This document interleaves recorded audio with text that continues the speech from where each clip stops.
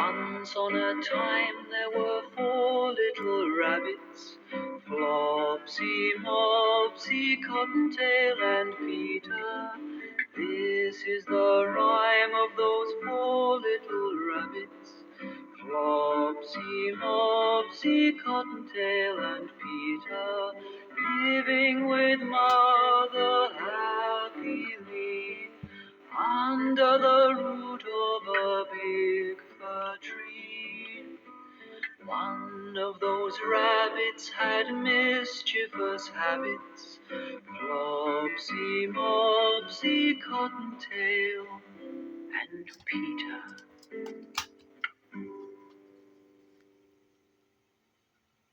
Once upon a time there were 4 little rabbits, and their names were Flopsy, Mopsy, Cottontail, and Peter.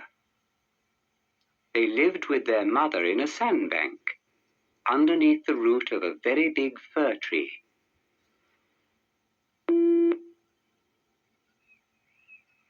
"Now, my dears," said old Mrs. Rabbit one morning, "you may go into the fields or down the lane, but don't go into Mr. McGregor's garden. Your father had an accident there. He was put in a pie by Mrs. McGregor. Now run along and don't get into mischief. I am going out."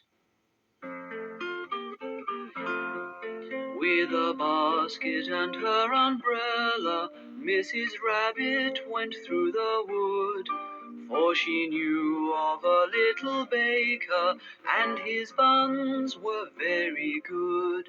She got fat ones as a favor, full of currants, he said, lovely buns with such a flavor, and a loaf of brown bread, for her bunnies must all be fed.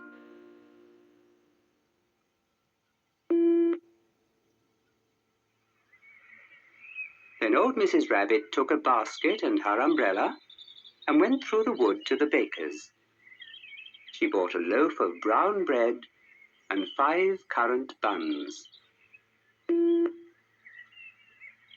Flopsy, Mopsy, and Cottontail, who were good little bunnies, went down the lane to gather blackberries. But Peter, who was very naughty, ran straight away to Mr. McGregor's garden and squeezed under the gate.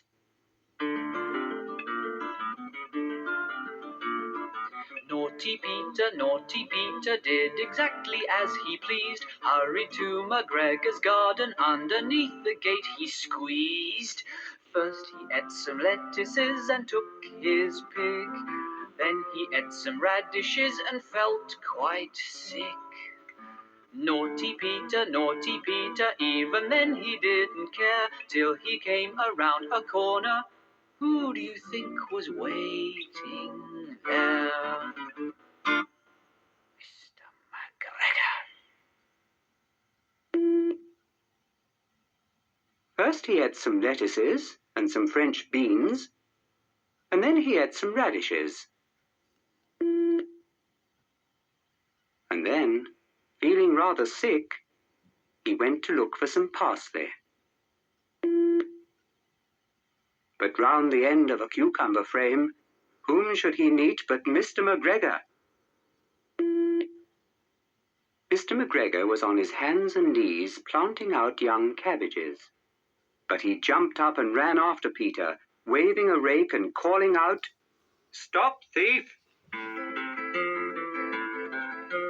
Peter was so frightened, rushed at such a rate, up and down the garden, couldn't find the gate. First among the cabbages he lost one shoe, one in the potato bed, and that made 2. Even lost his jacket, dreadfully upset. He was such a glutton, it got caught by a button in a gooseberry net.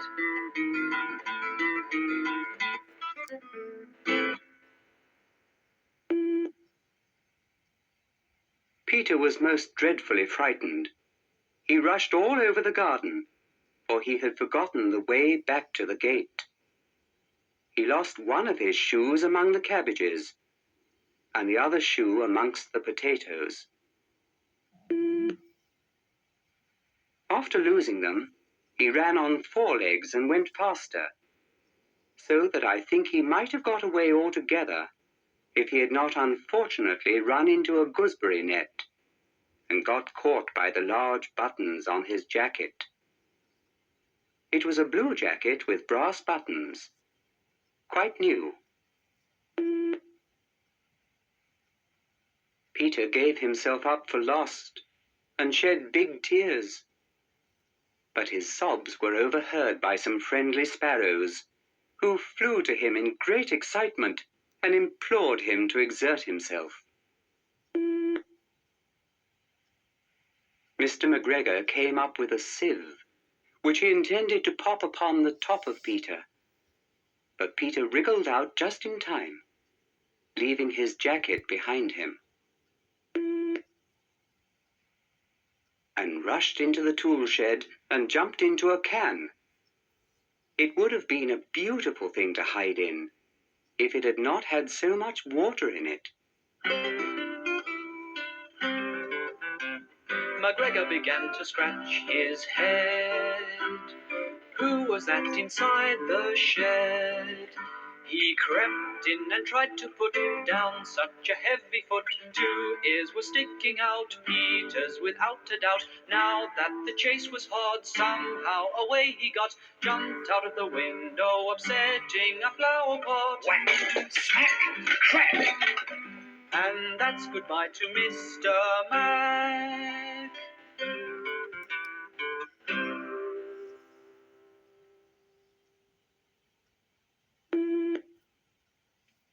Mr. McGregor was quite sure that Peter was somewhere in the tool shed, perhaps hidden underneath a flower pot. He began to turn them over carefully, looking under each. Presently Peter sneezed. Ka-tissue!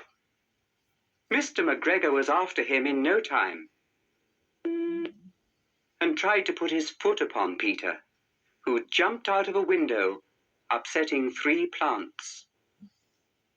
The window was too small for Mr. McGregor, and he was tired of running after Peter. He went back to his work.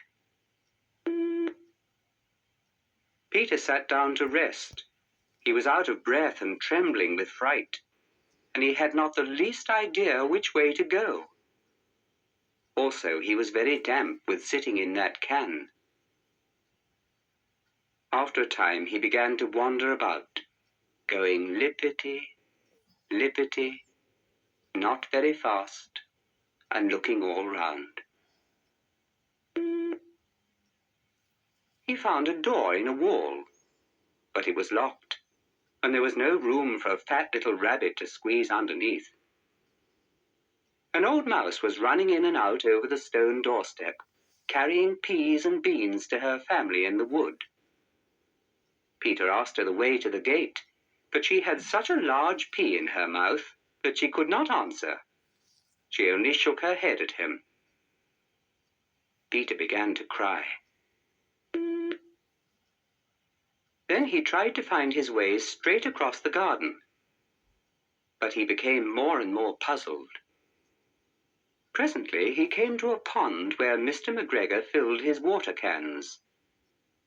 A white cat was staring at some goldfish. She sat very, very still. But now and then, the tip of her tail twitched as if it were alive. Peter thought it best to go away without speaking to her. He had heard about cats from his cousin, little Benjamin Bunny.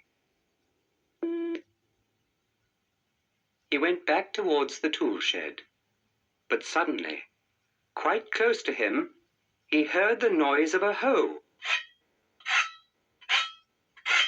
Scritch, scratch, scratch, scritch.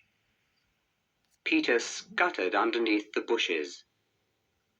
But presently, as nothing happened, he came out and climbed upon a wheelbarrow and peeped over.